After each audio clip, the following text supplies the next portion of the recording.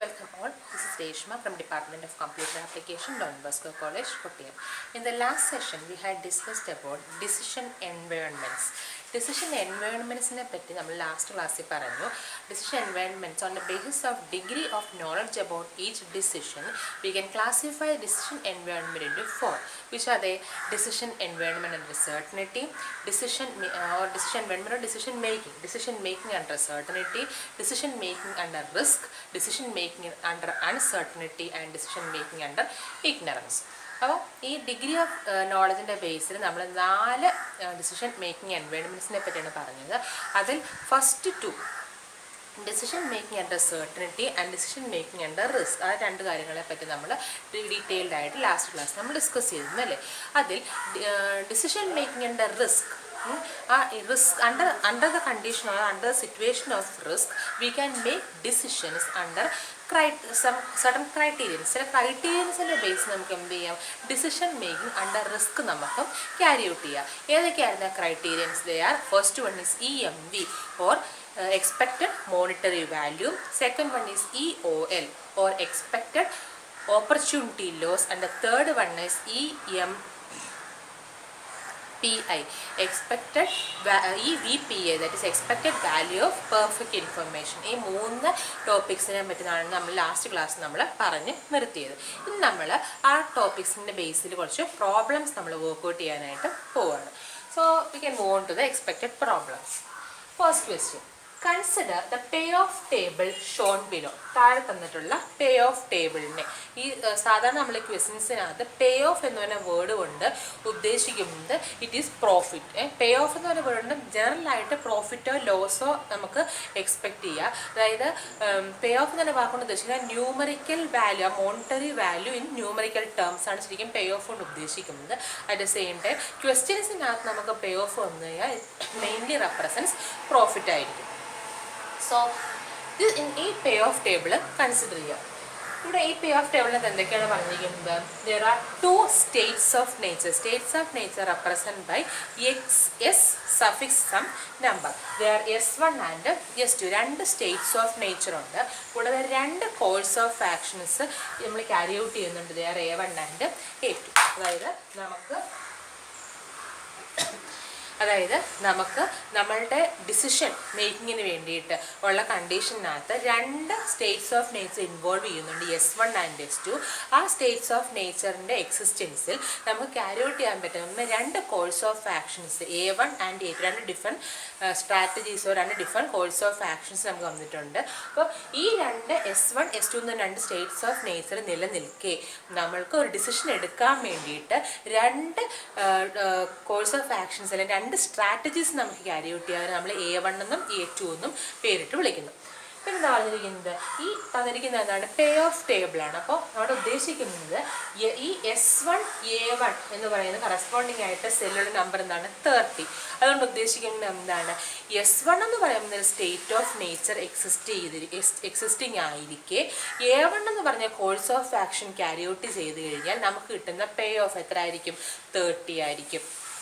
Again, S1 A2 എന്ന് പറയുന്ന cell represent ചെയ്ത് നമ്മൾ 20 ആണ്. വിച്ച് ഇംപ്ലൈസ് S1 എന്ന് പറയുന്ന സ്റ്റേറ്റ് ഓഫ് നേച്ചർ എക്സിസ്റ്റ് ചെയ്തിരിക്കെ A2 എന്ന് പറയുന്ന course of action carry out ചെയ്യുകയാണെങ്കിൽ we get the profit or the pay off as 20. Similarly, the other payoffs are 35 and 30. So 4 pay of വന്നിട്ടുണ്ട്, 30, 20, 35 and 30. ഇനി എന്തൊക്കെയാണ് പറഞ്ഞിരിക്കുന്നത്? Let the probabilities for the states of nature S1 and S2 are 0.6 and 0.4. 2 സ്റ്റേറ്റുകളുടെ S1 S2 2 സ്റ്റേറ്റുകൾക്കും corresponding ആയിട്ടുള്ള probabilities വന്നിട്ടുള്ള ഏതൊക്കെയാണ്? 0.6 and 0.4. And A1 and A2 be the course of action. Just പറഞ്ഞിരിക്കുകയാണ് A1 A2 എന്താണ്? Course of actions ആണെന്ന് ഇരിക്കട്ടെ. Find the course of action or the strategy that the decision maker will choose under EMV criterion. അപ്പോൾ ഈ പേ of ഇത്രയൊക്കെയാണ് ഈ actions States of നേച്ചറും include ചെയ്യുന്ന ഈ പ്രോബ്ലം, ഈ പ്രോസസ്സിനകത്ത് നമുക്ക് കിട്ടുന്ന പേ ഓഫ് എന്ന് പറയുന്നത്. അങ്ങനെയെങ്കിൽ ഈ തന്നിട്ടുള്ള A1 A2 എന്ന് പറയുന്നത് രണ്ട് കോഴ്സ് ഓഫ് ആക്ഷൻസ് അല്ലെങ്കിൽ രണ്ട് സ്ട്രാറ്റജീസ് അഥവാ രണ്ട് ഡിസിഷൻ ഓൾട്ടർനേറ്റീവ്സുകളിൽ ഏത് ഡിസിഷൻ ആയിരിക്കും നമ്മളുടെ ഡിസിഷൻ മേക്കർ ചൂസ് ചെയ്യുന്നത് if he's using the EMV criterion. EMV ക്രൈറ്റീരിയനാണ് ഈ ഡിസിഷൻ മേക്കർ ഉപയോഗിക്കുന്നതെങ്കിൽ ഈ തന്നിട്ടുള്ള കോഴ്സ് ഓഫ് ആക്ഷനുകളിൽ അല്ലെങ്കിൽ തന്നിട്ടുള്ള സ്ട്രാറ്റജികളിൽ അഥവാ ഈ തന്നിട്ടുള്ള ഡിസിഷൻ ഓൾട്ടർനേറ്റീവ്സുകളിൽ ഏത് ഡിസിഷൻ ആയിരിക്കും അദ്ദേഹം ചൂസ് ചെയ്യുന്നതെന്നാണ് ചോദിച്ചിരിക്കുന്നത് അല്ലേ. അപ്പോൾ ഈ തന്നിട്ടുള്ള എന്തൊക്കെയാണ് നമുക്ക് പേ ഓഫ് ടേബിൾ തന്നിട്ടുണ്ട്. കൂടാതെ ആ പേ ഓഫ് ടേബിളിൽ നമുക്ക് സ്റ്റേറ്റ്സ് ഓഫ് നേച്ചർ ഏതൊക്കെയാണെന്ന് മനസ്സിലായി, കോഴ്സ് ഓഫ് ആക്ഷൻ ഏതൊക്കെയാണെന്ന് നമുക്ക് മനസ്സിലായി. കൂടാതെ ഓരോ സ്റ്റേറ്റ്സ് ഓഫ് നേച്ചറുകളുടെയും പ്രോബിലിറ്റി തന്നിട്ടുണ്ട്. നമ്മൾ പറഞ്ഞു ഡിസിഷൻ മേക്കിംഗ് ആൻഡ് റിസ്ക് എന്ന് പറഞ്ഞാൽ എന്താണ്, നമുക്ക് അവിടുത്തെ സ്റ്റേറ്റ്സ് ഓഫ് നേച്ചർ ഏതൊക്കെയാണെന്നുള്ളതിനെ പറ്റി ജസ്റ്റ് ആ സ്റ്റേറ്റ്സ് ഓഫ് നേച്ചറിനെ പറ്റിയുള്ള സ്റ്റേറ്റ്സ് ഓഫ് നേച്ചർ ഒക്കർ ചെയ്യാനുള്ള പോസിബിലിറ്റിയാണ് നമുക്ക് തന്നിരിക്കുന്നതെങ്കിൽ അവിടെ നമ്മൾ എന്ത് ചെയ്യുന്നു, ഒരു റിസ്ക് എടുത്താണ് മുൻപോട്ട് പോകുന്നത്. ഇന്ന സ്റ്റേറ്റ് ഓഫ് നേച്ചർ ഉണ്ടാകാം, ഇത്ര പോസിബിലിറ്റി ഉണ്ടെന്ന് ഉണ്ടാകുമോ ഉണ്ടാകത്തില്ലയോ എന്നാണ് നമുക്ക് ഉറപ്പൊന്നുമില്ല. അപ്പോൾ ഇത്രമാത്രം പോസിബിലിറ്റി ഉണ്ട്, സാധ്യതയുണ്ട്. ആ സാധ്യതയെ എന്ത് ചെയ്തുകൊണ്ട് വിശ്വസിച്ചുകൊണ്ട് നമ്മൾ എന്ത് ചെയ്യുകയാണ്, റിസ്ക് എടുത്ത് മുന്നോട്ട് പോവുകയാണ്. അപ്പോൾ ഇവിടെ വന്നിരിക്കുന്നത് എന്താണ്, സ്റ്റേറ്റ്സ് ഓഫ് നേച്ചറുകളുടെ പോസിബിലിറ്റിയാണ്. അതുകൊണ്ട് നമുക്ക് പറയാം ഇവിടെയും here the decision environment is decision making under risk ആണ്. അത് കൂടാതെ അങ്ങനെയെങ്കിൽ ആ ഡിസിഷൻ മേക്കിംഗ് അണ്ടർ റിസ്കിൽ നമ്മൾക്ക് ക്യാരി ഔട്ട് ചെയ്യാൻ പറ്റുന്ന not take decisions we can carry out the criterion ഏതൊക്കെയായിരുന്നു, EMVയോ EOLോ EVPയോ നമുക്ക് യൂസ് ചെയ്യാം അല്ലേ. പക്ഷേ ഇവിടെ അത് ചോദിച്ചിരിക്കുന്നത് എന്താണ്, EMV ക്രൈറ്റീരിയൻ ഉപയോഗിച്ചാണ് ആ ഡിസിഷൻ മേക്കർ ഡിസിഷൻ എടുക്കുന്നതെങ്കിൽ what will be his decision, അദ്ദേഹത്തിൻ്റെ ഡിസിഷൻ എന്തായിരിക്കുമെന്നാണ് ചോദിച്ചിരിക്കുന്നത് അല്ലേ. അപ്പോൾ ആദ്യം നമുക്ക് തന്നിട്ടുള്ള കാര്യങ്ങൾ നമുക്ക് ജസ്റ്റ് എന്ത് ചെയ്യാം, നോട്ട് ചെയ്യാം. സോ ക്വസ്റ്റ്യൻ നമ്പർ 1 എന്തൊക്കെ തന്നിട്ടുള്ളത്, ആദ്യം നമുക്ക് നമ്മുടെ പേ ഓഫ് ടേബിൾ തന്നിട്ടുണ്ട് അല്ലേ. പേ ഓഫ് ടേബിൾ ഞാൻ ഒന്നിനെ എടുത്ത് വരയ്ക്കുകയാണ്. There are two states of nature S1 and S2, also two alternatives A1 and A2, and the corresponding payoffs are 30, 20, 35 and 30. ഇനി എന്തൊക്കെയാണ് തന്നിട്ടുള്ളത്, രണ്ട് സ്റ്റേറ്റ്സ് ഓഫ് നേച്ചറിന് കറസ്പോണ്ടിങ് ആയിട്ടുള്ള പ്രോബിലിറ്റീസ് തന്നിട്ടുണ്ട് അല്ലേ. എന്തൊക്കെയാണ്, P of S1 first states of നേച്ചറിൻ്റെ probability is 0.6 and probability of S2 it is 0.4. ഇത്രയും കാരണം തന്നിട്ടുണ്ട്. ഇനി തന്നിട്ടുണ്ട് EMV ക്രൈറ്റീരിയൻ ആണ് ഡിസിഷൻ മേക്കർ ചൂസ് ചെയ്യുന്നത് പറഞ്ഞിട്ടുണ്ട്. Therefore, according to EMV condition അല്ലെങ്കിൽ EMV criterion, we can say that EMV expected monetary value is equal to എന്താണ്, sigma I is equal to 1 to m Pij into Pi. ഇതാണല്ലോ EMV ക്രൈറ്റീരിയൻ്റെ definition എന്ന് പറയുന്നത്. is expected monetary value is sigma I is equal to 1 to m Pij into Pi, where m is the number of states of nature, Pij is the payoff obtained under each state of nature and each course of action. ഓരോ state of നേച്ചറും അതാത് course of ആക്ഷനും തമ്മിൽ combine ചെയ്യുമ്പോൾ കിട്ടുന്ന പേ ഓഫുകളാണ് Pij എന്ന് പറയുന്നത്. ith state of nature jth course of ആക്ഷനോട് combine ചെയ്യുമ്പോൾ കിട്ടുന്ന പേ ഓഫ് ആണെന്ന് പറയുന്നത് Pij എന്ന് പറയുന്നത്. And also Pi is the probability corresponding to the ith state of nature. ഏത് സ്റ്റേറ്റ് ഓഫ് നേച്ചർ ആണ് ഉദ്ദേശിക്കുന്നത് അതിന് കറസ്പോണ്ടിങ് ആയിട്ടുള്ള പ്രോബിലിറ്റി അല്ലേ. So this is the formula for EMV. ഇതിനകത്ത് എമ്മിൻ്റെ വാല്യൂ, എം എന്ന് പറഞ്ഞാൽ എന്താ, number of states of nature. ഇവിടെ ടോട്ടൽ എത്ര സ്റ്റേറ്റ്സ് ഓഫ് നേച്ചർ വന്നിട്ടുണ്ട്, 2. Therefore, here the value of m is equal to 2. ആ എം 2 ആണെന്ന് ഉദ്ദേശിക്കുന്നത് എന്താണ്, ഐയുടെ വാല്യൂ ഏതൊക്കെയാവാം, 1 മുതൽ, അതായത് value of I ranges from 1 to m എന്ന് പറയുന്നത്. അപ്പോൾ I can choose the values 1 and 2.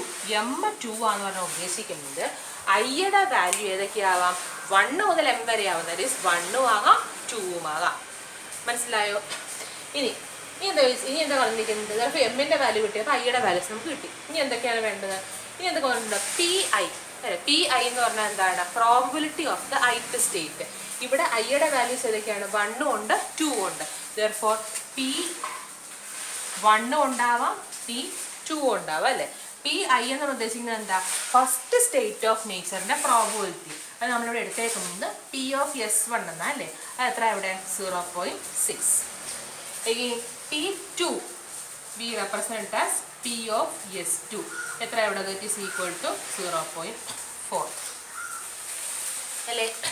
ഇനി എന്താണ് PIJ എന്ന് പറഞ്ഞാൽ ith സ്റ്റേറ്റ് ഓഫ് നേച്ചറും jth കോഴ്സ് ഓഫ് ആക്ഷനുമാണ് നമ്മൾ ചൂസ് ചെയ്യുന്നതെങ്കിൽ അതിന് കറസ്പോണ്ടിങ് ആയിട്ടുള്ള പേ ഓഫ് അല്ലേ. അപ്പോൾ jth കോഴ്സ് ഓഫ് അപ്പോൾ ഇവിടെ പറഞ്ഞിരിക്കുന്നത് എന്താണ് PIJ means ith state of nature and jth course of ആക്ഷനിൽ നമുക്ക് കിട്ടുന്ന പേ ഓഫ്. നമ്മൾക്ക് കണ്ടുപിടിക്കേണ്ടത് എന്താണ് ഇവിടെ രണ്ട് കോഴ്സ് ഓഫ് ആക്ഷൻസ് A1ഉം A2 അഥവാ രണ്ട് സ്ട്രാറ്റജീസ് ആണ് നമുക്ക് വന്നിരിക്കുന്നത്. ഈ രണ്ട് സ്ട്രാറ്റജീസ് ഏതെങ്കിലും ഒരെണ്ണം നമുക്ക് എന്ത് ചെയ്യാം ചൂസ് ചെയ്യാം നമ്മൾ ഡിസിഷൻ ആയിട്ട് അല്ലേ. അപ്പോൾ അതിൽ ഏത് സ്ട്രാറ്റജിയാണ് നമ്മൾ യൂസ് ചെയ്യുന്നത് എന്നാണ് അവർ ചോദിച്ചിരിക്കുന്നത്.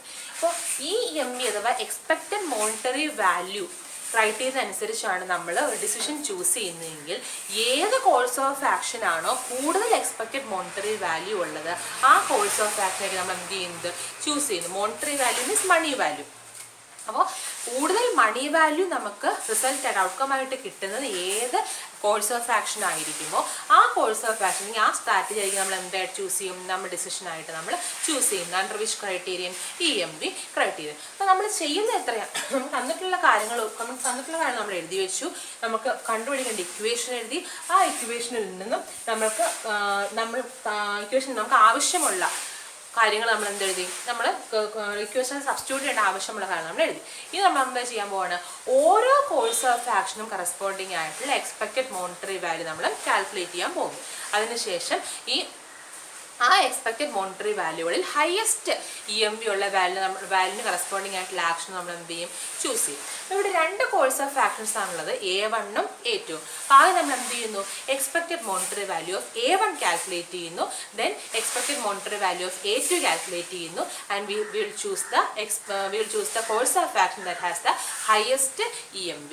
നമ്മൾ ആദ്യം ചെയ്യാൻ പോകുന്നത് we are going to find the expected monetary value of the first course of action, that is A1 അല്ലേ. അപ്പോൾ A1 നമ്മൾ എടുത്ത സ്ഥിതിക്ക് ഇവിടുത്തെ ജെയുടെ വാല്യൂ ജെ ഉദ്ദേശിക്കുന്നത് എന്താണ് കോഴ്സ് ഓഫ് ആക്ഷൻ്റെ നമ്പറിനെയാണ് J കൊണ്ട് റെപ്രസെൻറ്റ് ചെയ്യുന്നത് അല്ലേ. അപ്പോൾ ഇവിടെ ജെയുടെ വാല്യൂ എന്താണ് 1 ആയിരിക്കും അല്ലേ. അങ്ങനെയെങ്കിൽ expected monetary value of A1 എന്ന് പറഞ്ഞാൽ ഉദ്ദേശിക്കുന്നത് it is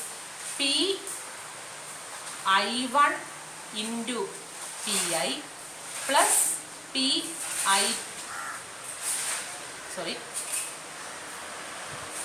this represents as sigma I is equal to 1 to m PI1 into PI എന്നായിരിക്കും അല്ലേ.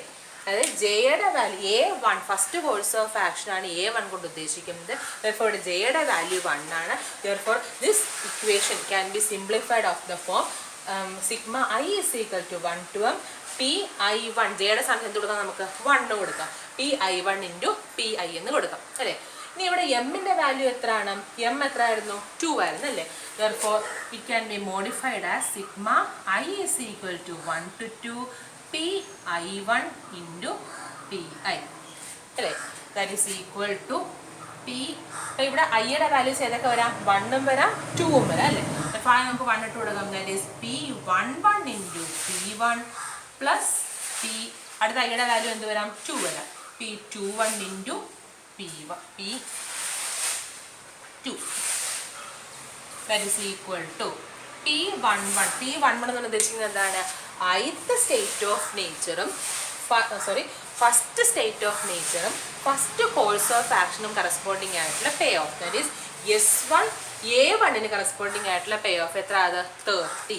therefore 30 into P1 എത്ര ആയിരുന്നു 0.6 plus P21 means second state of nature and first course of ആക്ഷന് corresponding ആയിട്ടുള്ള pay off that is S2 A1ന് corresponding ആയിട്ടുള്ള pay of എത്ര അത് 35. therefore 35 into 0.4 that is P2 which is equal to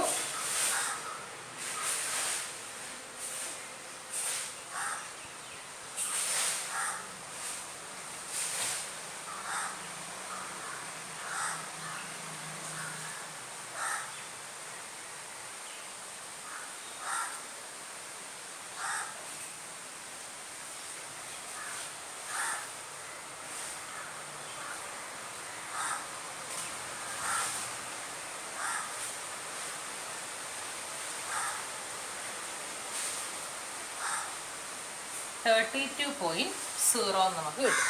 അപ്പോൾ EMV expected monetary value of the first course of action is 32, and what will be the EMV corresponding to second course of action? EMV of A2 is equal to, ഇവിടെ ജെയുടെ value എത്രയാണ്? 2 ആണല്ലേ.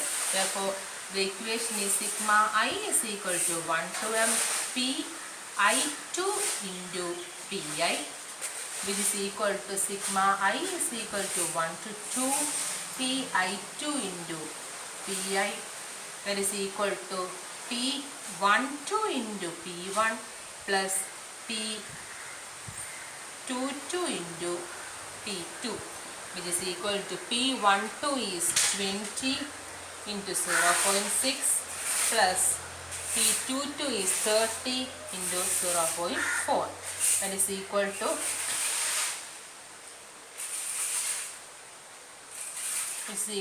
24.0. Clear? Okay. അപ്പോൾ expected monetary value of the first course of action, we will get it as 32, and EMV of A2, the second course of action corresponding ആയിട്ടുള്ള expected monetary value, we got it as 24. ഈ നമ്മുടെ EMV criteria അനുസരിച്ച് എങ്ങനെയാണ്? according to EMV criteria, those course of action or that course of action that have the highest expected monetary value will be chosen as our decision. അപ്പോൾ ഈ തന്നിട്ടുള്ള expected monetary വാല്യൂകളിൽ A1 എന്ന് പറയുന്ന first സ്ട്രാറ്റജിക്ക് corresponding ആയിട്ടുള്ള course of action ആണ് greater. So we can choose the strategy or the course of action A1 as our decision. നമുക്ക് എങ്ങനെ എഴുതാം? A1 is that course of action or the strategy that the decision maker will choose under EMV criterion. അപ്പോൾ ഇതിനെ കണ്ടുപിടിച്ച ശേഷം നമ്മൾ എന്ത് എഴുതണം? അതുകൊണ്ട് എഴുതി വേണം നമ്മൾ എന്ത് കൺക്ലൂഡ് ചെയ്യാനായിട്ട്. Here A1 is the strategy having highest expected monetary value, and hence A1 is that course of action that the decision maker will choose under EMV criterion. അങ്ങനെ പറഞ്ഞാൽ നമുക്ക് എന്ത് ചെയ്യാം? ആ ക്വസ്റ്റ്യൻ നമുക്ക് വൈൻഡ് അപ്പ് ചെയ്യാം. So let's move on to the second question. The second question പറയുന്നത് consider the opportunity loss table given below. ആ തന്നിരിക്കുന്നത് എന്താണ്? ഓപ്പർച്യൂണിറ്റി ലോസ് ടേബിൾ ആണ്. ഓപ്പർച്യൂണിറ്റി ലോസ് എന്ന് പറഞ്ഞാൽ എന്താ? നമ്മൾക്ക് ഡിസിഷൻ എടുക്കാനുള്ള കറക്റ്റ് ഡിസിഷൻ എടുക്കാനുള്ള ഓപ്പർച്യൂണിറ്റി നമ്മൾ മിസ് ചെയ്താൽ അവിടെ നമുക്ക് ഉണ്ടാകാവുന്ന നഷ്ടം ലോസ് നമ്മൾ വിളിക്കുന്നത് ഓപ്പർച്യൂണിറ്റി ലോസ് എന്ന് വിളിക്കുന്നത്. അപ്പോൾ ഈ ഓപ്പർച്യൂണിറ്റി ലോസ് ടേബിൾ നമുക്കിവിടെ തന്നിരിക്കുന്നത് അല്ലേ? ആ ഓപ്പർച്യൂണിറ്റി ലോസ് ടേബിൾ അനുസരിച്ച് there are two states of natures. ഏതൊക്കെയാണ്? S1 ഉം S2 ഉണ്ട്. and there are two course of actions, they are A1 and A2. S1 A1 first state of നേച്ചറിൻ്റെ അണ്ടറിൽ first course of action carry out ചെയ്യുമ്പോൾ നമുക്ക് കിട്ടുന്ന loss എത്രയാണ്? 0 ആണ്. second state of nature, that S2 under A1 is carrying out, we got the opportunity loss as 2. Then S1 A2 is 10 and S2 A2 is -5.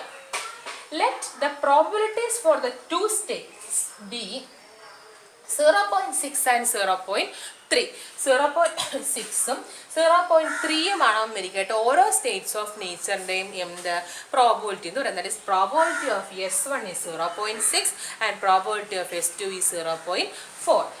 Find the strategy that the decision maker will choose if he use EOA criteria.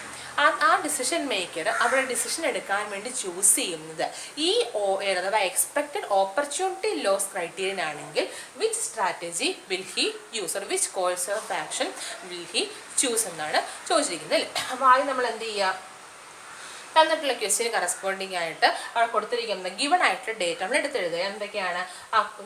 Opportunity loss table എഴുതുക. പിന്നെ എന്തൊക്കെയാണ് തന്നിരിക്കുന്നത്? ഓരോ States of നേച്ചറിന് corresponding ആയിട്ടുള്ള probabilities തന്നിട്ടുണ്ട്. അത് രണ്ട് നമ്മൾ എന്ത് ചെയ്യാൻ പോകുന്നു? എടുത്തെഴുതാനായിട്ട് പോവുകയാണ്.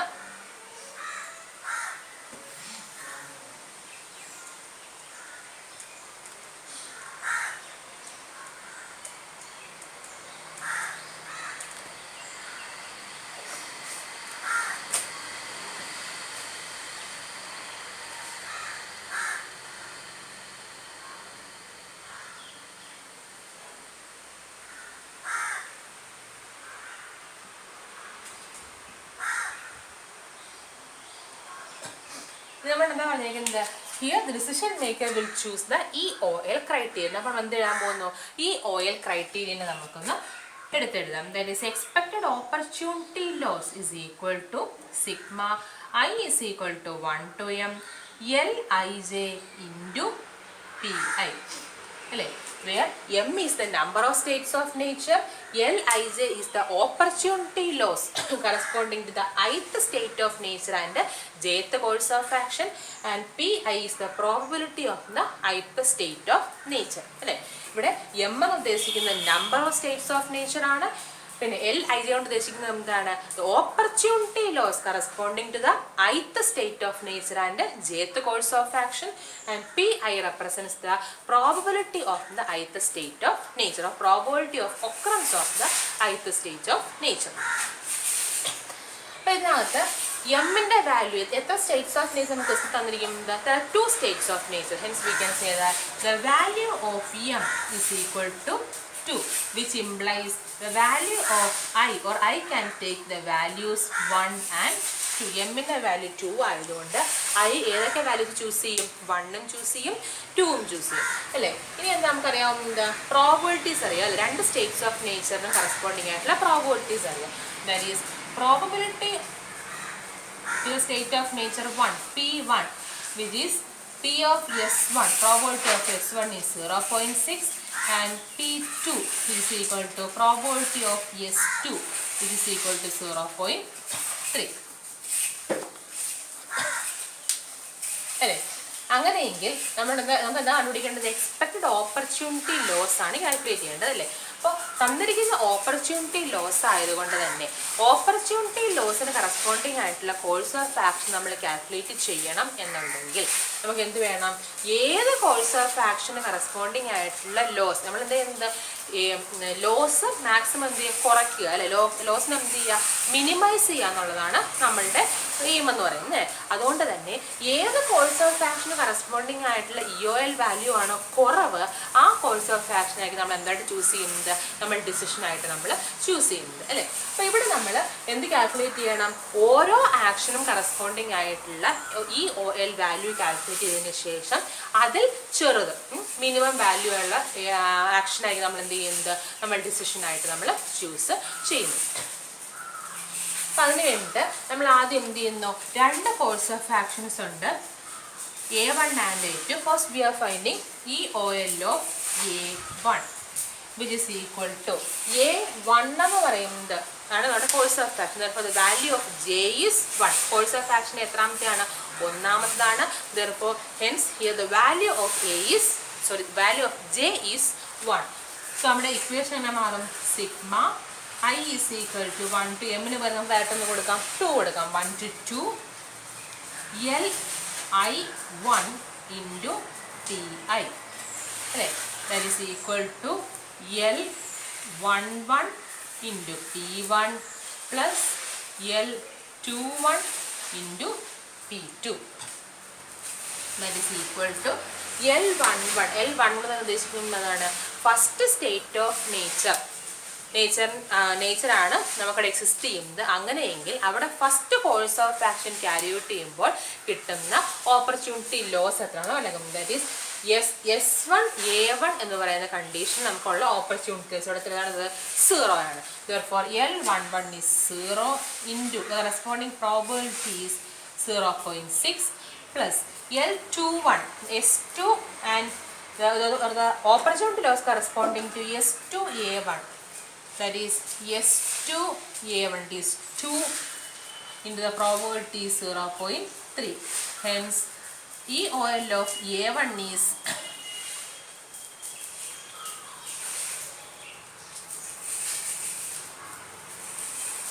0.6. The expected opportunity loss of A2, EOL of A2 is equal to sigma I is equal to 1 to 2 Li2 into Pi, that is equal to L12 into P1 plus L22 into P2, which is equal to L12 is 10 into 0.6 plus L22 is minus 5 into 0.3. That is equal to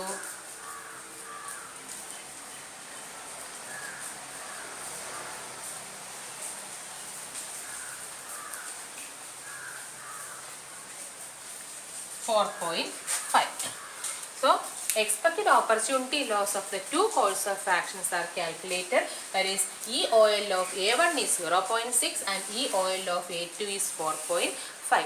ഇനി നമ്മൾ എന്താണ് choose ചെയ്യേണ്ടത്? ഇവിടെ ലോസിനെ പറ്റിയാണ് നമ്മൾ discuss ചെയ്തത്. So that course of action having the lowest opportunity or the minimum expected opportunity loss can be chosen as our decision. അപ്പോൾ ഈ കൂട്ടത്തിൽ minimum opportunity loss എവിടെയാണ് വന്നിരിക്കുന്നത് for the course of action A1. Hence we can say that here the expected opportunity loss for A1 is minimum and hence we can choose A1 as the course of action under EOL criteria. അങ്ങനെ പറഞ്ഞ് നമുക്ക് എന്ത് ചെയ്യാം? ഈ question നമുക്ക് wind up ചെയ്യാം. So that's all for the second question. Let's move on to the third question.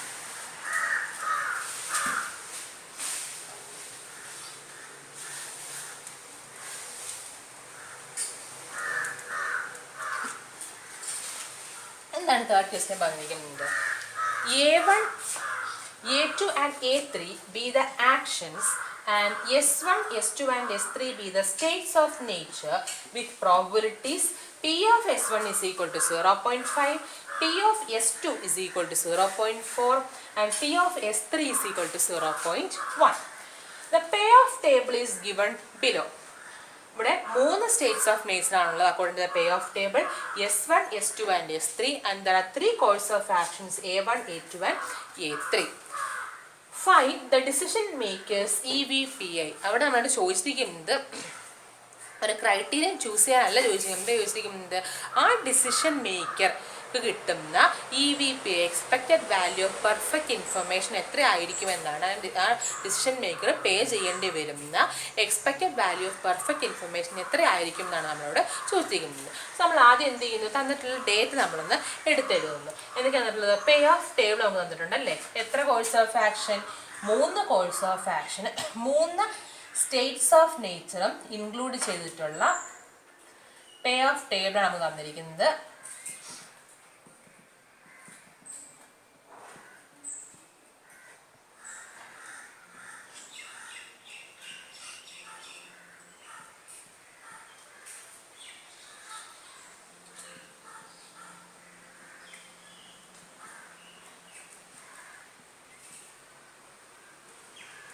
Also, probability for each state of nature is given below. Probability of S1 is 0.5, probability of S2 is 0.4 and probability of S3 is 0.1.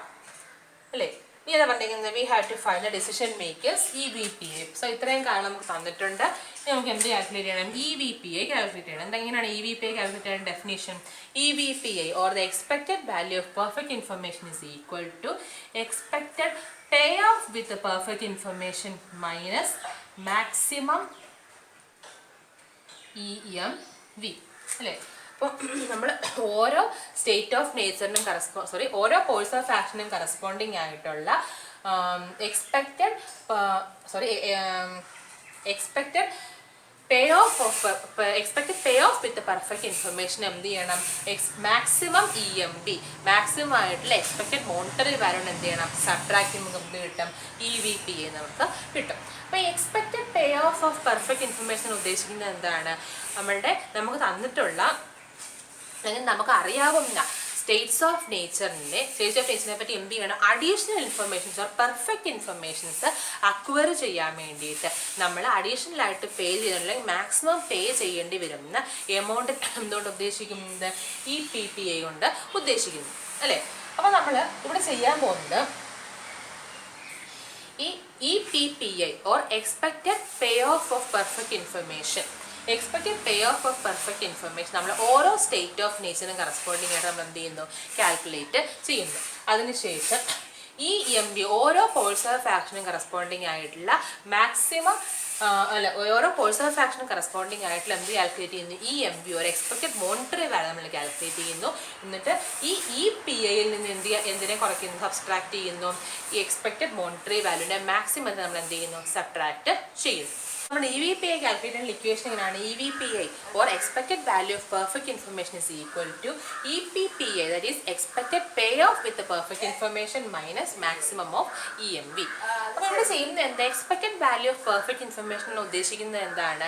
നമ്മൾക്ക് ഒരു നമ്മളുടെ മുമ്പുള്ള പ്രോസസ്സിനകത്ത് exist ചെയ്യുന്ന States of നേച്ചറിനെ പറ്റി maximum informations collect ചെയ്യാനായിട്ട് നമ്മൾ പേ ചെയ്യേണ്ടി വരുന്ന എമൗണ്ട്, നമ്മൾ ഡിസിഷൻ മേക്കർ പേ ചെയ്യേണ്ടത് എമൗണ്ട് നമ്മൾ എന്ത് വിളിക്കുന്നത്? EVPI എന്ന് വിളിക്കും അല്ലേ? അത് കാൽക്കുലേറ്റ് നമ്മൾ എന്തോ ചെയ്യണം? Expected pay of perfect information, ആ പെർഫെക്റ്റ് ഇൻഫർമേഷൻ കിട്ടിയതിന് ശേഷം ആ സ്റ്റേറ്റ് ഓഫ് നേച്ചറിനെ പറ്റി മാക്സിമം സ്റ്റേറ്റ്സ് ഓഫ് നേച്ചറിനെ പറ്റിയുള്ള മാക്സിമം ഇൻഫർമേഷൻ കിട്ടിയതിന് ശേഷം നമ്മൾ എന്ത് ചെയ്യുന്നു? അതിന് കറസ്പോണ്ടിങ് ആയിട്ടുള്ള പേ ഓഫ് വാല്യൂ നമുക്ക് കാൽക്കുലേറ്റ് ചെയ്യാം അല്ലേ? അപ്പോൾ ആ പേ ഓഫ് വാല്യൂവിൽ നിന്ന്, എക്സ്പെക്റ്റഡ് പേ ഓഫ് വാല്യൂവിൽ നിന്നും എന്തിനെ കുറയ്ക്കണം? അവിടുത്തെ മാക്സിമം എക്സ്പെക്റ്റഡ് മോണിറ്ററി വാല്യൂവിനെ സബ്ട്രാക്ട് ചെയ്യുമ്പോൾ എന്ത് കിട്ടും? EVPI നമുക്ക് കിട്ടും അല്ലേ? അതാണ് ഈ ഇക്വേഷൻ ഉദ്ദേശിക്കുന്നത്. ഇതിൽ നമുക്ക് മാത്തമാറ്റിക്കൽ ഫോമിൽ എങ്ങനെ എഴുതാം? Which is equal to sigma I is equal to 1 to m maximum of the state of nature I Pij into Pi minus maximum of EMB definition. I is equal to 1 to m Pij into Pi. വരുന്നത് നമ്മുടെ EVPയുടെ definition, mathematical definition. Sigma I is equal to 1 to m maximum Pij into Pi minus maximum of sigma I is equal to 1 to m Pij into Pi. M എന്ന് ഉദ്ദേശിക്കുന്നത് എന്താണ്? M is the number of states of nature. Pij is the payoff corresponding to the ith state of nature and jth course of action, and Pi is the probability of the ith state of nature. അപ്പോൾ ഇവിടെ എമ്മിൻ്റെ value, States of nature ഏതൊക്കെ എത്ര എണ്ണം ഉണ്ട്? 3 states of nature ഉണ്ട്. therefore m is equal to 3, which implies I can possess values 1, 2 and 3. അയ്യുടെ values ഇവിടെ മുതൽ സ്റ്റാർട്ട് ചെയ്യുന്നത് 1 മുതൽ സ്റ്റാർട്ട് ചെയ്യും. 1 to 3 ആണ്. that is 1, 2 and 3. these 3 values can be chosen by I എന്ന് പറയുന്ന ആ ആൽഫബറ്റിന് ഈ 3 വാല്യൂസും ചൂസ് ചെയ്യുക. ഇനി എന്താണ്? Probability corresponding to each state of nature. P1, P2 and P3 തന്നിട്ടുണ്ട് അല്ലേ? ഏതൊക്കെയാണ്? P1 that is P of S1 which is equal to 0.5. again P2 is P of S2 that is 0.4 and P3 is equal to, that is P of S3 which is equal to 0.1. അപ്പോൾ ഈ ഇത്ര information നമുക്ക് തന്നിട്ടുണ്ട്. ഇനി നമുക്ക് എന്ത് വേണം?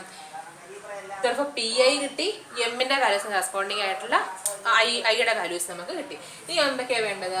Pijകളും വേണം, മാക്സിമം I ഓഫ് Pijകളും വേണം. ദാറ്റ് ഈസ് ഐയുടെ വാല്യൂ, അതായത് സ്റ്റേറ്റ് ഓഫ് ഐ എന്തുകൊണ്ട് ഉദ്ദേശിക്കുന്നു? സ്റ്റേറ്റ്സ് ഓഫ് നേച്ചറിനെ ഉദ്ദേശിക്കുന്നല്ലേ? അപ്പോൾ ഓരോ സ്റ്റേറ്റ് ഓഫ് നേച്ചറിന് കറസ്പോണ്ടിങ് ആയിട്ടുള്ള മാക്സിമം Pij എന്തുകൊണ്ട് മൾട്ടിപ്ലൈ ചെയ്യണം? Pi കൊണ്ട് മൾട്ടിപ്ലൈ ആയിട്ട് സം എടുക്കുകയാണ് EPPI കാൽക്കുലേറ്റ് ചെയ്യാനായിട്ട് വേണ്ടത് അല്ലേ? ഇവിടെ എന്താണ്? EMV കാൽക്കുലേറ്റ് ചെയ്യേണ്ടത് എങ്ങനെയാണ്? ഓരോ കോഴ്സ് ഓഫ് ആക്ഷനും കറസ്പോണ്ടിങ് ആയിട്ടുള്ള സ്റ്റേറ്റ് ഓഫ് നേച്ചറിനുള്ള പേ ഓഫിനെ എന്തുകൊണ്ട് പ്രോബബിലിറ്റി കൊണ്ട് മൾട്ടിപ്ലൈ ചെയ്ത് സം എടുത്തതിന് ശേഷം എന്ത് ചെയ്യണം? അതിൻ്റെ മാക്സിമം നമ്മൾ കണ്ടുപിടിക്കണം. അപ്പോൾ ഫസ്റ്റ് നമുക്ക് എന്ത് ചെയ്യാം? ഈ EPPI നമുക്കൊന്ന് കാൽക്കുലേറ്റ് ചെയ്യാം. അപ്പോൾ അതിന് വേണ്ടിയിട്ട് ഇവിടെ എന്താ പറഞ്ഞേക്കുന്നത്? EPPI കാൽക്കുലേറ്റ് ചെയ്യണം. That is EPPI which is equal to sigma I is equal to 1 to m. എമ്മിന് നമുക്ക് എന്ത് കൊടുക്കാം? 3 കൊടുക്കാം. 1 to 3 maximum over I Pij into Pi. ഇതുകൊണ്ട് ഉദ്ദേശിക്കുന്നത് എന്താണ്? ഐ എന്ന് പറയുന്ന ഐയുടെ വാല്യൂ മാറി വരാം. S1 ആവാം, S2 ആവാം, S3 ആവാം. അപ്പോൾ I1 ആണെങ്കിൽ ആ ഫസ്റ്റ് സ്റ്റേറ്റിലെ മാക്സിമം Pij, എത്രയാണ് അല്ലെങ്കിൽ മാക്സിമം പേ ഓഫ് എത്രയാണോ അതാണ് ഇവിടെ എഴുതേണ്ടത്, മാക്സിമം പി ഏജിൽ എഴുതേണ്ടത്. അപ്പോൾ ഐയുടെ വാല്യൂ 1 ആകുമ്പോൾ maximum pay off I is equal to 1. അതായത് S1 കറസ്പോണ്ടിങ് ആയിട്ടുള്ള മാക്സിമം പേ ഓഫ് എത്രയാണ്, 30 ആണ് അല്ലേ. ദെയർഫോർ ഐയുടെ വാല്യൂ 1 ആകുമ്പോഴത്തേക്കും 30 ഇൻറ്റു P1 എത്രയായിരുന്നു, 0.5 സിഗ്മ ഉള്ളതുകൊണ്ട് പ്ലസ്. അടുത്ത ഐയുടെ വാല്യൂ 2 ആകുമ്പോൾ അല്ലെങ്കിൽ നമുക്ക് ഡെഫിനേഷൻ അനുസരിച്ച് നമ്മൾ എഴുതും, നമുക്ക് എഴുതാം മാക്സിമം ഫസ്റ്റ് സ്റ്റേറ്റ് ഐയുടെ വാല്യൂ എന്താകും, 1 ആവും. P1j P1 plus maximum of the second state P2j into P2 plus maximum of the third state P3j into P3. അതുകൊണ്ട് ഉദ്ദേശിക്കുന്നത് എന്താണ്, ഫസ്റ്റ് സ്റ്റേറ്റ് ഓഫ് നേച്ചറിലെ മാക്സിമം പേ ഓഫ്. ആക്ഷനെ പറ്റി ജെ എന്ത് ചെയ്യാം, ഏത് വേണേലും, അതുകൊണ്ടാണ് ജെക്ക് നമ്മൾ സ്പെസിഫൈ ആയിട്ട് വാല്യൂ കൊടുക്കാത്തത്. ജെ ഏത് വേണേലും ആകാം. ഫസ്റ്റ് സ്റ്റേറ്റ് ഓഫ് നേച്ചറിൻ്റെ മാക്സിമം പേ ഓഫ് എത്രയാണ്, 30, 25 and 22. ഇങ്ങനെ 3 പേ ഓഫുകളാണ് first state of nature corresponding ആയിട്ടുള്ളത്. അവയുടെ മാക്സിമം വാല്യൂ എത്രയാണ്, 30. Therefore here maximum of P1j is 30 into P1 എത്രയായിരുന്നു, 0.5 പ്ലസ് മാക്സിമം ഓഫ് P2j കൊണ്ട് ഉദ്ദേശിക്കുന്നത് സെക്കൻഡ് സ്റ്റേറ്റ് ഓഫ് നേച്ചറിന് കറസ്പോണ്ടിങ് ആയിട്ടുള്ള മാക്സിമം പേ ഓഫ് എത്രയാണ്. The maximum among the values 20, 35 and 20. It is 35. That is 35 into 0.4 plus maximum of P3j. Third state of nature corresponding to the maximum payoff it is 40. 40 into 0.1. That is equal to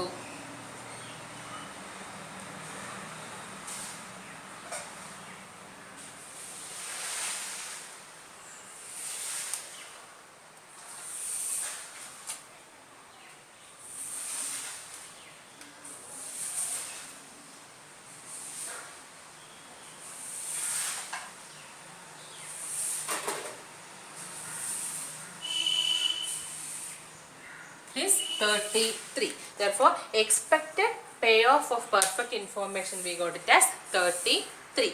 ഇനി നമുക്ക് എന്ത് വേണം, ഈ M V വാല്യൂസിൻ്റെ maximum. ഈ M V values എന്ന് ഉദ്ദേശിക്കുന്നതാണ് expected monetary value. ഈ expected monetary value ഓരോ course of ആക്ഷനും കറസ്പോണ്ടിങ് ആയിട്ടുണ്ട് അല്ലേ.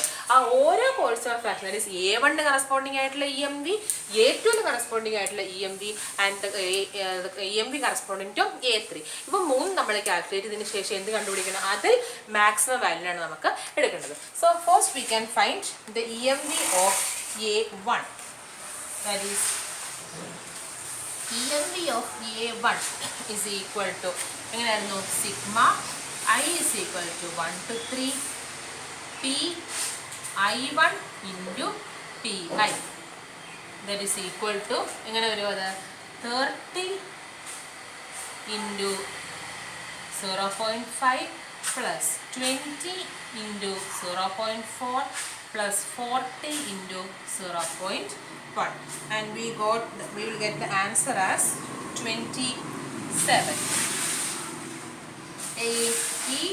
EMV of A2 is equal to sigma I is equal to 1 to 3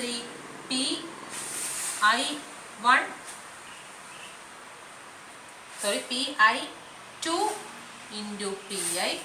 That is equal to Pi2. Second action corresponding that is 25 into 0.5 plus 35 into 0.4 plus 30 into 0.1. അത് നമുക്ക് കിട്ടുന്ന value എന്ന് പറയുന്നത് 29.5 ആയിരിക്കും. കാൽക്കുലേറ്ററിനകത്ത് നമ്മൾ കാൽക്കുലേറ്റ് ചെയ്തെടുക്കാം. Therefore, and the last one, EMV of A3, third course of action corresponding ആയിട്ടുള്ള EMV. That is I is equal to sigma I is equal to 1 to 3 Pi3 into Pi, which is equal to third course of action, that is 22 into 0.5 plus 20 into 0.4 plus 35 into 0.1. That is the answer is 22.5. സോ ഇവിടെ നമ്മൾ EMV corresponding to A1, A2 and A3 calculate ചെയ്തു. അതിൽ ഏത് value? Maximum EMV ആണ് നമുക്ക് വേണ്ടത്. therefore the maximum EMV is 29.5 ആണ് നമുക്ക് മനസ്സിലാകും. therefore in order to find EVPI, we want the maximum value of EMV and it is 29.5. So എങ്ങനെ നമുക്ക് EVPI കാൽക്കുലേറ്റ് ചെയ്യാം? The EVPI of the decision maker is EVPI is equal to EPPI എത്രയായിരുന്നു?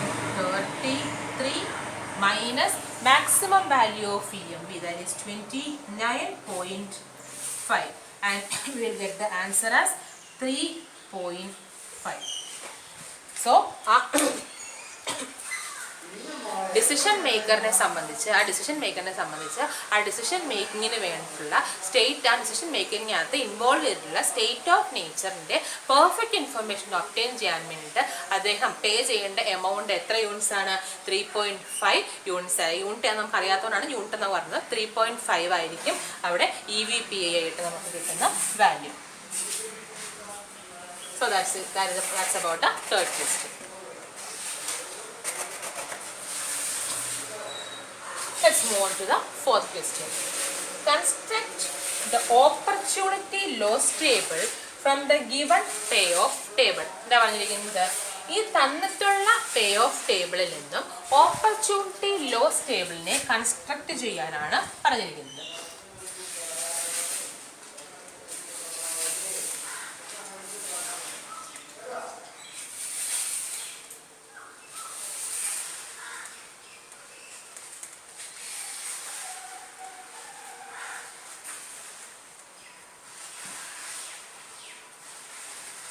നമ്മൾ തന്നിട്ടുള്ള പേ of ടേബിളിനെയാണ് rewrite ചെയ്യുകയാണ്. There are 3 states of nature, S1, S2 and S3, and also the 3 course of actions A1, A2 and A3, and the corresponding payoffs are 156, 153, 150. Again, according to S2, 156, 158 and 155, and for the state of nature S3, it is 156, 158 and 160. ഇത് തന്നിരിക്കുന്നത് എന്താണ്? Pay off table ആണ് തന്നിരിക്കുന്നത് അല്ലേ? And we have to calculate the opportunity loss table. എന്താണ് opportunity loss എന്നാണ് ഉദ്ദേശിക്കുന്നത്? നമ്മൾ കറക്റ്റായിട്ട് ഡിസിഷൻ മേക്കിങ്ങിന് നമുക്ക് തന്നിട്ടുള്ള ആ ടൈം ലിമിറ്റിനുള്ളിൽ നമ്മൾ എടുത്ത ഡിസിഷൻ ശരിയല്ല എന്നുണ്ടെങ്കിൽ, അഥവാ നമുക്ക് കിട്ടിയ ഓപ്പർച്യൂണിറ്റി നമ്മൾ മിസ് ചെയ്യുകയാണെങ്കിൽ നമുക്ക് ഉണ്ടാകുന്ന നഷ്ടം അല്ല, ആ ലോസ് നമ്മൾ എന്ന് വിളിക്കുന്നത് ഓപ്പർച്യൂണിറ്റി ലോസ് എന്ന് നമ്മൾ വിളിക്കുന്നത്. ഓപ്പർച്യൂണിറ്റി ലോസ് എങ്ങനെ കാൽക്കുലേറ്റ് ചെയ്യാൻ നമ്മൾ ഇന്നലെ പറഞ്ഞത്? Opportunity loss is the difference between the highest pay off and the actual pay off. ഒരു ഡിസിഷൻ നമ്മൾ ചൂസ് ചെയ്യുന്ന സമയത്ത് ആ ഡിസിഷൻ എടുത്ത ഡിസിഷൻ നമ്മൾ തെറ്റിപ്പോയി. അങ്ങനെയെങ്കിൽ ആ കറക്റ്റ് ഡിസിഷൻ എടുത്തിരുന്നെങ്കിൽ അവിടെ കിട്ടാവുന്ന ഹയസ്റ്റ് പേ ഓഫിനെ എന്തുകൊണ്ട് സബ്ട്രാക്ട് ചെയ്യണം? ആക്ച്വൽ പേ ഓഫ് കൊണ്ട് സബ്ട്രാക്ട് ചെയ്യണം. ആക്ച്വൽ പേ ഓഫ് നമ്മൾ എന്ത് ചെയ്യണം? സബ്ട്രാക്ട് ചെയ്യണം. സോ ഇവിടെ നമ്മളെ സംബന്ധിച്ചുള്ള 3 സ്റ്റേറ്റ്സ് നേച്ചറാണുള്ളത്. ഏതൊക്കെയാണ്? S1, S2 and S3. ഈ ഓരോ സ്റ്റേറ്റ് ഓഫ് നേച്ചറും കറസ്പോണ്ടിങ് ആയിട്ടും പേ ഓഫുകൾ തന്നിട്ടുണ്ടല്ലേ? അപ്പോൾ ഈ ഓരോ സ്റ്റേറ്റ് ഓഫ് നേച്ചറും കറസ്പോണ്ടിങ് ആയിട്ടുള്ള പേ ഓഫുകളിൽ ഹയസ്റ്റ് പേ ഓഫിനെ എവിടെ ഒന്ന് അവിടുത്തെ ലോവസ്റ്റ്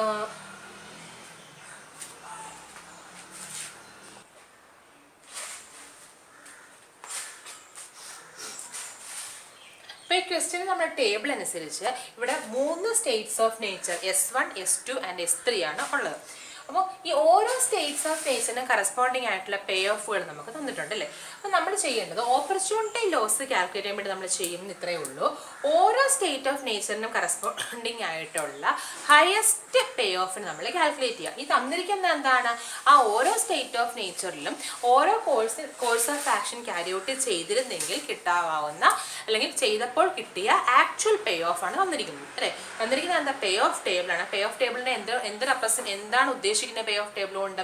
ഈ ഓരോ state of nature S1, S2 and S3യിലും അതാത് course of actions carry out ചെയ്തപ്പോൾ കിട്ടിയ ആക്ച്വൽ പേ ഓഫ് ആണ് നമുക്കിവിടെ റെപ്രസെന്റ് ചെയ്തിരിക്കുന്നത്. നമുക്ക് കാൽക്കുലേറ്റ് ചെയ്യേണ്ടതാണ് ഓപ്പർച്യൂണിറ്റി ലോസ് ടേബിളാണ് കാൽക്കുലേറ്റ് ചെയ്യേണ്ടത്. അപ്പോൾ അതിന് വേണ്ടിയിട്ട് നമ്മൾ എന്ത് ചെയ്യണം, ഹയസ്റ്റ് പേ ഓഫിനെ ആക്ച്വൽ പേ ഓഫിൽ നിന്ന് സബ്ട്രാക്ട് നമുക്ക് എന്ത് കിട്ടും, ഹയസ്റ്റ് പേ ഓഫിൽ നിന്നും ആക്ച്വൽ പേ ഓഫിന് സബ്ട്രാക്ട് നമുക്ക് എന്ത് കിട്ടും, നമ്മുടെ ഓപ്പർച്യൂണിറ്റി ലോസ് നമുക്ക് കിട്ടും. അപ്പോൾ ഇവിടെ തന്നിരിക്കുന്നതനുസരിച്ച് ഓരോ സ്റ്റേറ്റ് ഓഫ് നേച്ചറിന് കറസ്പോണ്ടിങ് ആയിട്ടുള്ള ഹയസ്റ്റ് പേ ഓഫ് നമുക്ക് കണ്ടുപിടിക്കാം അല്ലേ. ഇപ്പോൾ S1 എന്ന സ്റ്റേറ്റ് ഓഫ് നേച്ചറിനെ സംബന്ധിച്ച് അവിടെ 3 പേ ഓഫുകളാണുള്ളത്. 156, 153 ആൻഡ് 150. അവിടുത്തെ ഹയസ്റ്റ് പേ ഓഫ് എത്രയാണ്, A1 കറസ്പോണ്ടിങ് ആയിട്ടുള്ള പേ ഓഫ് ഏതാ, 156. അതായത് A1 എന്ന് പറയുന്ന കോഴ്സ് ഓഫ് ആക്ഷൻ ആയിരുന്നു ഞാൻ എടുത്തിരുന്നതെങ്കിൽ, അവിടുത്തെ ഡിസിഷൻ എടുത്തിരുന്നതെങ്കിൽ അവിടുത്തെ പേ ഓഫ് എനിക്ക് എത്ര കിട്ടും, 156 കിട്ടിയേ അല്ലേ. അപ്പോൾ അങ്ങനെ വരുമ്പോഴത്തേക്കും ഓപ്പർച്യൂണിറ്റി ലോസ് ടേബിൾ കാൽക്കുലേറ്റ് നമ്മൾ ചെയ്യുമ്പോൾ അവിടുത്തെ ഹയസ്റ്റ് പേ ഓഫ് ആയ 156 നിന്നും ബാക്കിയുള്ള സ്റ്റേറ്റുകളിൽ അല്ല അതാത് സ്റ്റേറ്റുകളിലെ ആക്ച്വൽ പേ ഓഫ് നമ്മൾ എന്ത് ചെയ്യണം, സബ്ട്രാക്ട് ചെയ്യണം. സോ ഈ തന്നിരിക്കുന്നത് എന്താണ്, it is the pay off table and we have to calculate the opportunity loss table. അപ്പോൾ ഓപ്പർച്യൂണിറ്റി ലോസ് ടേബിൾ കാൽക്കുലേറ്റ് ചെയ്യാനായിട്ട് പ്രോസസ്സ് സെയിം തന്നെയാണ്. അതുകൊണ്ട് തന്നെ ഇവിടെ എന്തുണ്ട്, 3 സ്റ്റേറ്റ്സ് ഓഫ് നേച്ചർ ഉണ്ട്, S1, S2 ആൻഡ് S3. ഇതേ പ്രോസസ്സിൻ്റെ ഓപ്പർച്യൂണിറ്റി ലോസ് ടേബിൾ കാൽക്കുലേറ്റ് ചെയ്യുന്നുണ്ട്. Therefore here also there are 3 states, S1 and S2 and S3, and 3 actions, A1, A2 and A3. And in order to calculate the opportunity loss table, we have to identify the highest payoff corresponding to each state of nature. So first state of nature corresponding at the highest, find opportunity loss, we have to find the difference between the highest payoff and the actual payoff. ഇവിടുത്തെ highest ഈ S1 സംബന്ധിച്ച് highest pay of 156 ആണ്. And for the action A1 the actual payoff is 156 itself. Therefore 156 minus 156 which is equal to 0. Again for state S1 the highest payoff is 156, and if we have carried out the action A2 എന്ന action ആണ് carry out ചെയ്തിരുന്നതെങ്കിൽ അവിടുത്തെ actual pay of എത്ര കിട്ടും, 153 കിട്ടും. therefore 156 minus 153, therefore the opportunity loss is 3. Again for the course of action A3 156 minus 150, that is the opportunity loss is 6. Similarly subtract ചെയ്തു. ഞാൻ അടുത്ത row എന്ന് പറയുമ്പോൾ റെപ്രസെന്റ് ചെയ്യുന്നത് സെക്കൻഡ് സ്റ്റേറ്റ് ഓഫ് നേച്ചർ നമ്മൾ റെപ്രസെന്റ് ചെയ്തു. അപ്പോൾ അങ്ങനെ വരുമ്പോഴത്തേക്ക് second state of nature S2 corresponding ആയിട്ടുള്ള ഹയസ്റ്റ് പേ ഓഫ് എത്രയാണ്, ഇറ്റ് ഈസ് 158. അപ്പോൾ അതൊരു ചെറിയ മിസ്റ്റേക്ക് വന്നിട്ടുണ്ട്, ശ്രദ്ധിച്ചോണം. അവിടുത്തെ second state of nature S2 corresponding ആയിട്ടുള്ള highest pay off it is 158. അപ്പോൾ നമ്മൾ എന്ത് ചെയ്യണം, ആ റോ മൈനസ് സബ്ട്രാക്ട് ചെയ്യുന്നത് എന്തിൽ നിന്നായിരിക്കണം, 158 നിന്നായിരിക്കണം. That is 158 minus 156, that is equal to 2. Again 158 minus 158 is equal to 0, and 158 minus 155 is equal to 3. Again third state of nature highest payoff എന്ന് പറയുന്നത് 160 ആണ്. therefore for S3 it is 160 minus 156 that is equal to 4. again 160 minus 158 is equal to 2, and 160 minus 160 is equal to 0. ചെയ്യുന്ന ഇത്രയേ ഉള്ളൂ. Opportunity loss is the difference between highest pay off and actual pay off ആണ്. അതുകൊണ്ട് തന്നെ pay off table വന്നിട്ടുണ്ടെങ്കിൽ opportunity loss table calculate ചെയ്യാൻ ചെയ്യേണ്ടത് എന്താണ്, ഓരോ സ്റ്റേറ്റ് ഓഫ് നേച്ചറിനെ കൺസിഡർ ചെയ്തിട്ട് ഓരോ സ്റ്റേറ്റ് ഓഫ് നേച്ചറിലുമുള്ള ഹയസ്റ്റ് പേ ഓഫിനെ, അതായത് റോ വൈസ് ഉള്ള ഹയസ്റ്റ് പേ ഓഫിനെ ഐഡന്റിഫൈ ചെയ്തതിന് ശേഷം ആ ഹയസ്റ്റ് പേ ഓഫിൽ നിന്നും അവിടുത്തെ ആക്ച്വൽ പേ ഓഫിനും എന്ത് ചെയ്യുക, സബ്ട്രാക്ട് ചെയ്യുക. അപ്പോൾ S1 കറസ്പോണ്ടിങ് ആയിട്ടുള്ള ഹയസ്റ്റ് പേ ഓഫ് 156 ആയിരുന്നു. ഇപ്പോൾ 156ൽ നിന്ന് ബാക്കിയുള്ള നമ്പേഴ്സ് എന്ത് ചെയ്തു, ഓരോ റോ നമ്പേഴ്സ് നമ്മൾ സബ്ട്രാക്ട് ചെയ്തു. S2 കറസ്പോണ്ടിങ് ആയിട്ടുള്ള ഹയസ്റ്റ് പേ ഓഫ് 158 ആയിരുന്നു. So we have subtracted the other actual payoffs from 158, and S3 corresponding ആയിട്ടുള്ള highest pay of 160 ആയിരുന്നു. 160ൽ നിന്ന് corresponding ആയിട്ടുള്ള പേ ഓഫുകൾ ഓരോ ആക്ഷൻസിൻ്റെയും ഓരോ കോഴ്സ് ഓഫ് ആക്ഷനും ക്യാരി ഔട്ട് ചെയ്യുമ്പോഴുള്ള ആക്ച്വൽ പേ ഓഫ് നമ്മൾ എന്ത് ചെയ്തു, സബ്ട്രാക്ട് ചെയ്തു. അങ്ങനെ നമുക്ക് എന്ത് കിട്ടി, നമ്മളുടെ ഓപ്പർച്യൂണിറ്റി ലോസ് ടേബിൾ നമ്മൾ കൺസ്ട്രക്ട് ചെയ്തു. സോ ഇന്ന് നമ്മൾ പറഞ്ഞത് 4 ക്വസ്റ്റ്യൻസ് ആയിരുന്നു. ലാസ്റ്റ് ക്ലാസ് നമ്മൾ പഠിച്ച ഡിസിഷൻ മേക്കിംഗ് അണ്ടർ റിസ്കിനകത്ത് നമ്മൾ ഉപയോഗിക്കുന്ന 3 criterions, expected monetary value, expected opportunity loss and expected value of perfect information, ഈ 3 ക്രൈറ്റീരിയാസ് ഉപയോഗിച്ച് നമുക്ക് എക്സ്പെക്ട് ചെയ്യാൻ പറ്റുന്ന ക്വസ്റ്റ്യൻസിനെ പറ്റിയാണ് നമ്മൾ ഡിസ്കസ് ചെയ്ത്. ഈ 4 ക്വസ്റ്റ്യൻസും ലെക്ചർ നോട്ട്സ് ആയിട്ട് എനിക്ക് ഹോം അസൈൻമെന്റ് ആയിട്ട് പോസ്റ്റ് ചെയ്യുക. So that's all for today session. Thank you.